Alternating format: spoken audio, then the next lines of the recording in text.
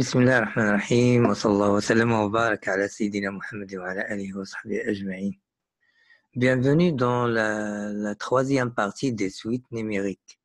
Aujourd'hui, on va voir qu'est-ce que ça veut dire une suite majorée, une suite minorée, une suite bornée. Et on va aussi voir les définitions, les propriétés d'une suite géométrique et arithmétique. Comme on va voir aussi la limite d'une suite et la convergence et la divergence d'une suite numérique. On va voir un exercice sur les suites majorées, suites minorées ou bien une suite bornée. Qu'est-ce que ça veut dire une suite majorée? Ça veut dire, comme on vient d'expliquer dans la deuxième partie, une suite majorée, c'est une suite UN, par exemple, qui est inférieure ou égale à un nombre. Elle est majorée par un nombre. Et minorée, ça veut dire un nombre qui est supérieur à cette suite. Ça veut dire UN est supérieur ou égal à M, par exemple, un petit M. Et lorsqu'une suite est majorée ou bien minorée, alors là, on dit que la suite est bornée. Voilà, dans cet exemple, ou bien dans cet exercice qu'on va voir, alors soit UN, la suite récurrente définie par I0 qui est égal à 0, IN plus 1 qui est égal à la racine de IN plus 2, quel que soit N appartenant à N. Premièrement, montrer par récurrence que UN est une suite minorée par 0, quel que soit N appartenant à N. 0 inférieur ou égal à UN. Montrer par récurrence que UN est une suite majorée par 2, quel que soit N appartenant à N, UN inférieur ou égal à 2. Alors, pour montrer par récurrence que UN est supérieur ou égal à 0, ça veut dire minoré par le nombre 0, on va procéder à 3 étapes. Pour la première étape, pour n est égal à 0, on doit vérifier que l'identité est vraie.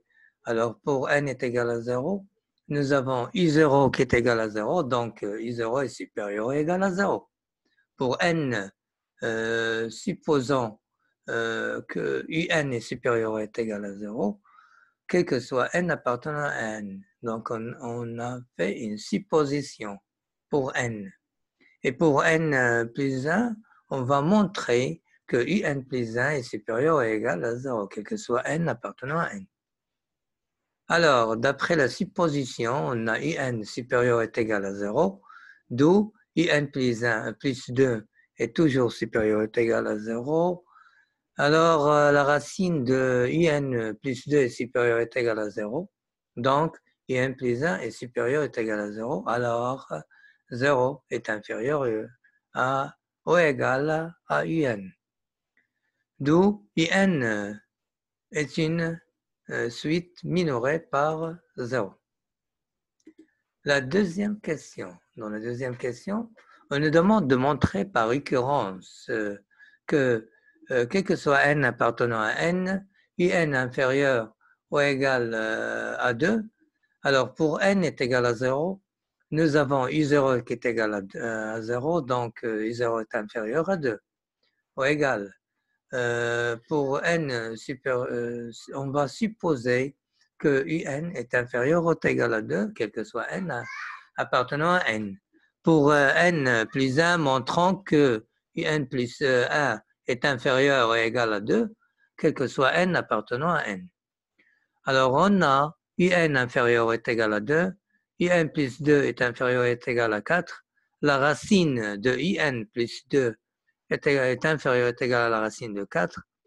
Alors, UN plus 1 est inférieur est égal à 2. Donc, UN est inférieur est égal à 2.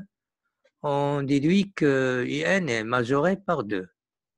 Puisque UN est majoré, est à la fois majoré et minoré, majoré par 2 et minoré par 0, alors UN est borné. Maintenant, on passe à la définition d'une suite arithmétique et une suite géométrique. On appelle une suite arithmétique toute suite qui peut définie par son premier terme et par la relation récurrente un plus 1 qui est égal à un plus r, un nombre réel, ce nombre réel qui s'appelle la raison de la suite un. Alors, la définition pour une suite géométrique, on appelle une suite géométrique toute suite un définie par son premier terme et par la relation récurrente un plus 1 qui est égal à q fois un. Q est un nombre réel fixe.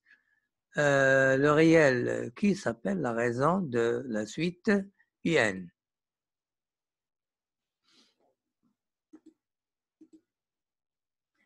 Alors, lorsqu'on peut définir une fonction qui est arithmétique ou bien géométrique, on a des propriétés à appliquer dans nos exercices.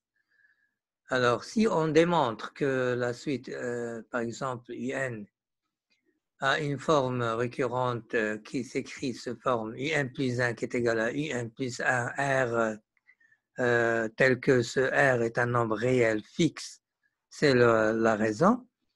Donc, on démontre que cette suite est arithmétique.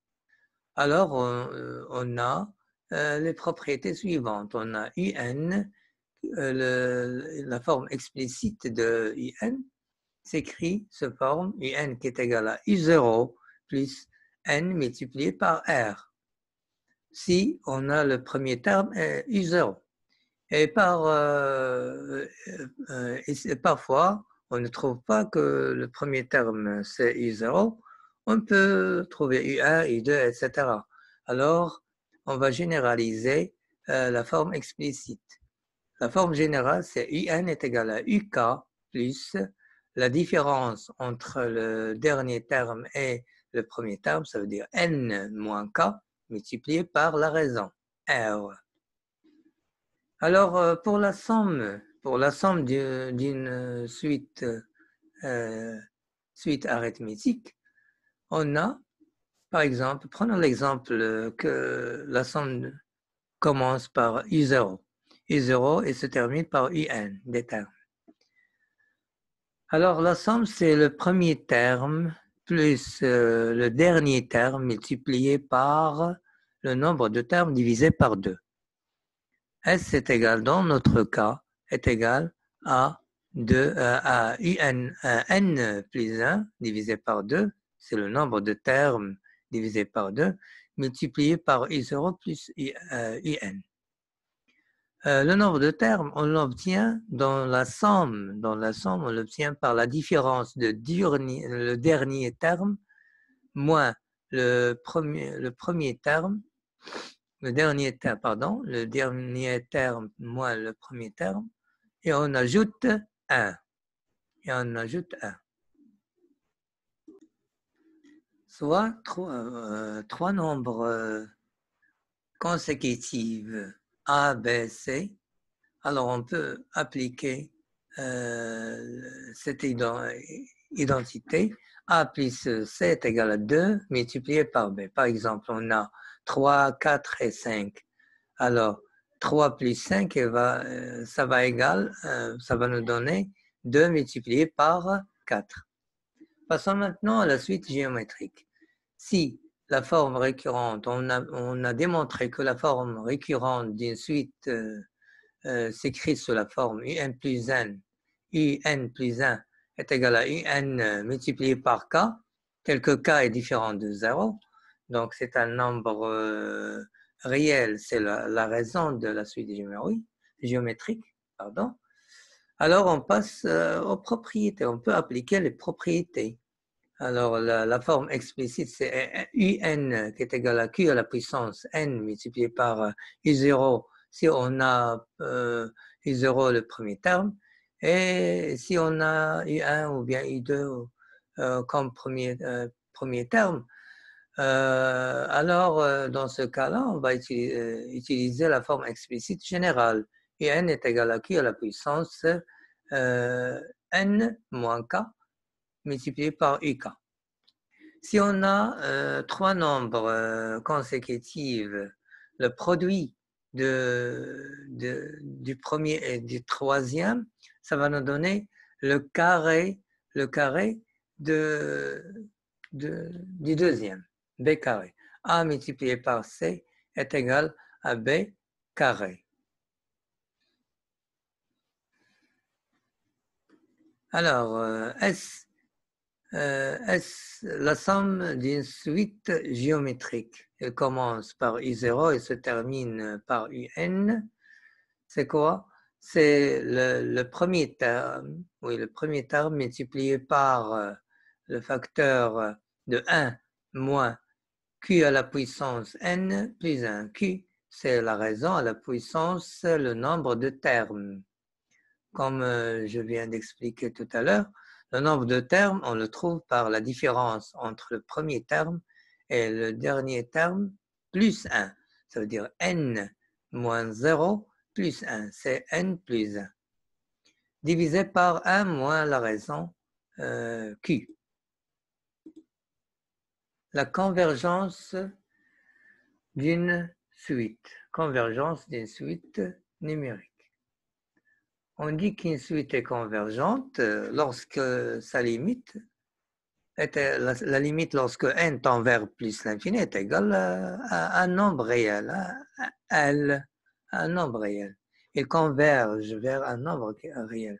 Sinon, si on trouve plus la limite lorsque n tend vers plus l'infini de un qui est égal à plus l'infini, alors là, on dit que la suite est divergente. Alors, on a par définition, quel que soit epsilon positif, il existe un n0 appartenant à n, quel que soit n appartenant à n, tel que n doit être toujours supérieur ou égal à n0.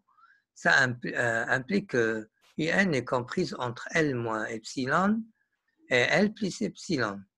Ça explique la formule de limite lorsque n tend vers plus l'infini de un est égal à L. Tout simplement, lorsqu'on veut trouver la convergence d'une suite, il faut calculer sa limite lorsque n tend vers plus l'infini. On doit toujours utiliser n tend vers plus l'infini dans les suites. Donc, la réponse, lorsqu'on trouve L, alors elle est convergente. Lorsqu'on trouve plus l'infini, elle est divergente. On va expliquer ce diagramme. On a l'axe UN et l'axe des n. On a n, il varie de 0 jusqu'à plus l'infini.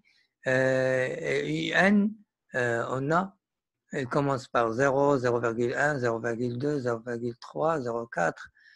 L moins epsilon, L plus epsilon. Epsilon, c'est un nombre positif. On prend epsilon, un nombre positif.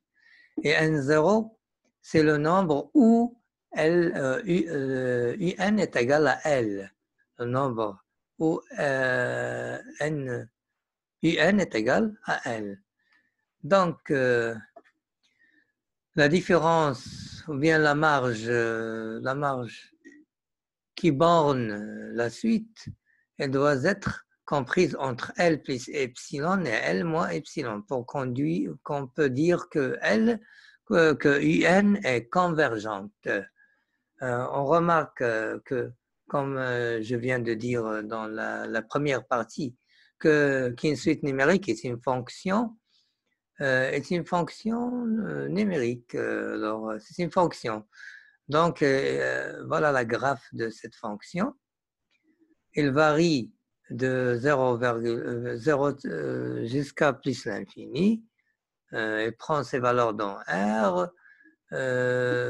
Voilà, par exemple, pour la valeur n est égale à 1, on a U1 qui est égal à 1, à peu près 3. Et pour n est égal à 2, on a UN est égal à 0,5. Pour n est égal à n0, on a UN est égal à L. Voilà.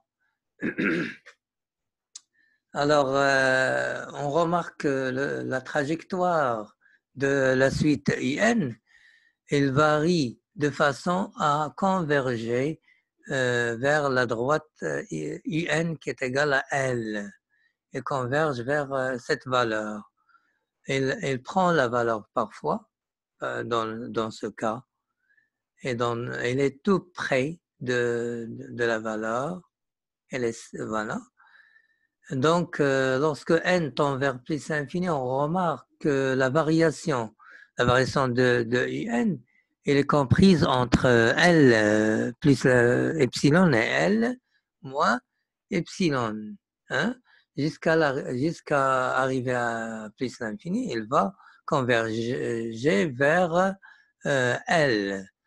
Donc, ça, ce qui explique la limite lorsque n tend vers plus l'infini de un est égal à L, que UN est convergente. On remarque dans la première valeur que UN est très loin de la valeur L. Et pour UN est égal à 2, elle est aussi loin. Elle n'est pas dans la borne. Mais il arrive lorsque n tend vers plus l'infini, la variation, on remarque que la variation de UN reste toujours dans l'intervalle L moins epsilon et L plus epsilon, jusqu'à ce qu'il arrive à la valeur L, ou bien qu'il s'approche de la valeur L. C'est ce qu'on appelle la limite lorsque n tend vers plus l'infini de IN est égal à L. Alors, on va voir certaines limites. Ne seront utiles pour calculer la convergence ou bien la divergence d'une suite. Alors, pour la limite pour une suite numérique de l'ordre n à la puissance alpha, tel que alpha est positif, alors la limite lorsque n tend vers plus l'infini, elle va nous donner plus l'infini si alpha est positive. Si alpha est négative, on a la limite lorsque n tend vers l'infini de n à la puissance alpha, ça va nous donner 0. Pour une suite géométrique de raison Q qui appartenant à R est différente de 0, on a Q à la puissance n. La limite de n tend vers l'infini ou bien plus l'infini de q à la puissance n est égale à plus l'infini. C'est q supérieur à 1. Donc, dans ce cas, on dit que la suite q à la puissance n est divergente. La limite lorsque n tend vers plus l'infini de q à la puissance n est égale à 1 si q est égal à 1. Si Q est comprise entre moins 1 et 1, alors la limite de lorsque n tend vers plus l'infini de Q à la puissance n, ça va nous donner 0. Si Q est inférieur ou est égal à 1, alors dans ce cas, la suite Q à la puissance n n'a pas de limite. Donc, elle est divergente. On peut ajouter certaines propriétés. Je vais vous ajouter 2 propriétés. La première, on va l'appliquer sur une suite qui est croissante, qu'on a démontré qu'elle est croissante et majorée. Alors, on peut dire implicitement, elle est convergente. Alors, si une suite est croissante et majorée, elle est convergente. Et vice-versa, si la suite est décroissante et minorée, alors elle est convergente. Je répète pour ces 2 propriétés, pour terminer notre partie. Si la suite est croissante et majorée, elle est convergente. Si une suite est décroissante et minorée, elle est convergente. Merci pour votre attention. À la prochaine.